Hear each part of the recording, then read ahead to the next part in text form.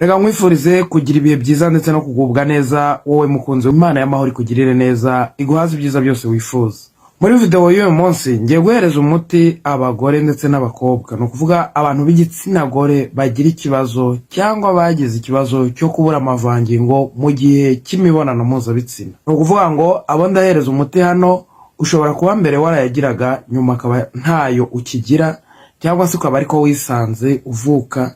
Abo bose ndabahereza umuti biragenda neza. Ushobora kuba ari ibyo warozwe bakabikuroga bakoresheje inkari zawe aho wihagaritse cyangwa wanyaye, cyangwa se bishobora kuba barabikuroze binyuriye no mu bundi buryo, yaba mu kugutwara umusatsi, kugutwara umwenda w'imbere.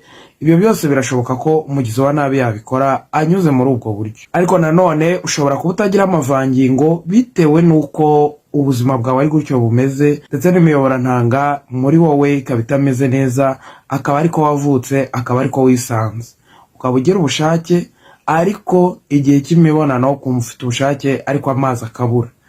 Ibyo ari byo abantu bakunda kwita abantu ngo ni ba Mukagatare, kubera ko nyine ntayo.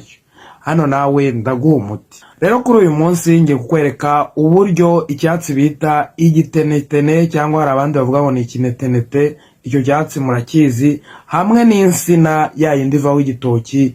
Ibyo bimera bibiri ndakwereka uburyo bifite imbaraga zo kugukiza mu gihe waba ufite icyo kibazo.